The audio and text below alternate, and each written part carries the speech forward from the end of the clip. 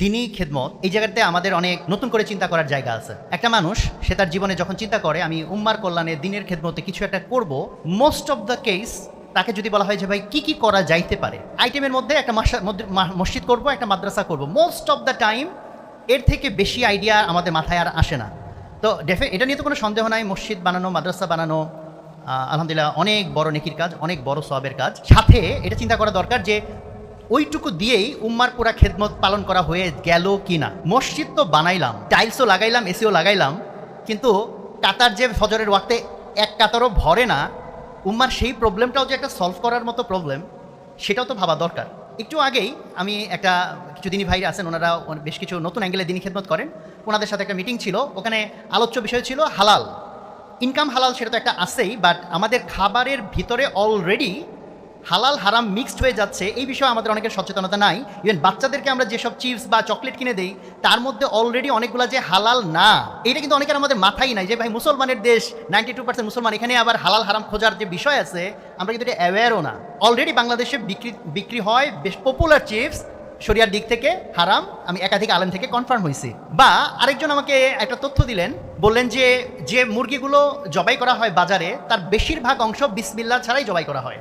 তো এখন আমি যে এই মুরগিটা হয়তো রেস্টুরেন্টে খেলাম, বাসায় কিনে আনলাম, বাট সেটা যে মানে আল্লাহর নির্ধারিত পদ্ধতিতে জবাই হয় নাই, এখন আমি এখানে যে চোখ বন্ধ করে যদি বসে থাকি যে ভাই আমি কি করতে পারি, অথবা আরও যত ক্রাইসিস, মসজিদে মুসল্লি নাই, অথবা ইয়াং জেনারেশন নাস্তিক হয়ে যাইতেছে, অথবা বিভিন্ন জায়গায় বিভিন্ন রকম ফিতনা আমাদেরকে আঁকড়ে ধরতেছে, মানুষ তার ইমান হারাই ফেলতেছে, আকিদা হারাই ফেলতেছে, মানুষ আজকে দুর্নীতির মধ্যে ঢুকে যাচ্ছে, যে হালালভাবে চলতেছে সেই ইভেন হালালভাবে চলতে পারতেছে না।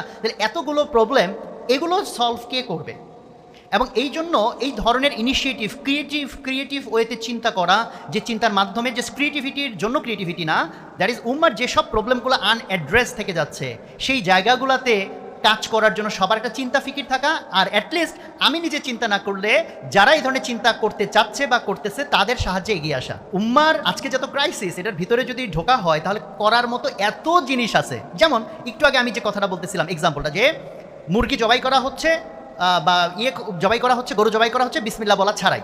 এখন কেউ কিন্তু চিন্তা করতে পারে এটাকে সলভ করা যায় কিভাবে।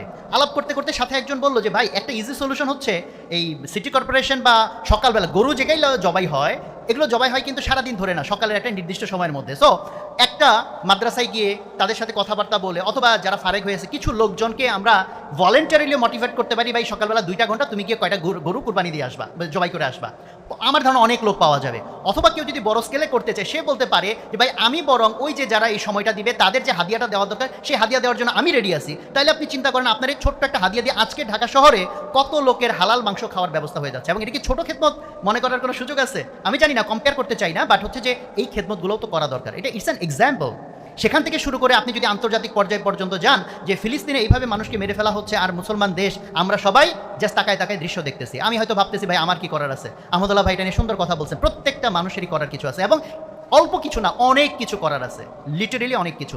সো আমার পুরো বক্তব্য সারমর্মটা হচ্ছে যে আজকে ফিতনা যত রকম রূপে আমাদেরকে আঘাত হানতেছে, আমাদেরও যদি ওই রকমভাবে ততগুলা মোকাবেলার জন্য চিন্তা ভাবনা বিস্তৃত না থাকে, আর এইরকম বিস্তৃত চিন্তা ভাবনা যারা করতেছে, যার মধ্যে অন্যতম আলহামদুলিল্লাহ আসুনা ফাউন্ডেশন বাংলাদেশের জন্য একটা আমি বলবো রহমত বরকত, যে ওনাদের এই নতুন ইনোভেটিভ আইডিয়ার থ্রুতে ওনারা যে নতুনভাবে বিভিন্ন সমস্যার সমাধান করতে চাচ্ছেন, সেক্ষেত্রে আমাদের এটা রেসপন্সিবিলিটি ফিল করা উচিত যে এই কার্যক্রম যাতে বেগবান থাকে, এই জন্য আমরা যাতে সবাই দোয়ার মাধ্যমে, বিভিন্নভাবে আমরা অর্থের মাধ্যমে, শ্রমের মাধ্যমে ইনশাআল্লাহ শরীক থাকি। আল্লাহ তাআলা আমাদের সবার মেহনতকে কবুল করেন, আমাদেরকে সমস্ত কিছু ইখলাসের সাথে করার তৌফিক দান করেন। আসসালামু আলাইকুম ওয়া রাহমাতুল্লাহ।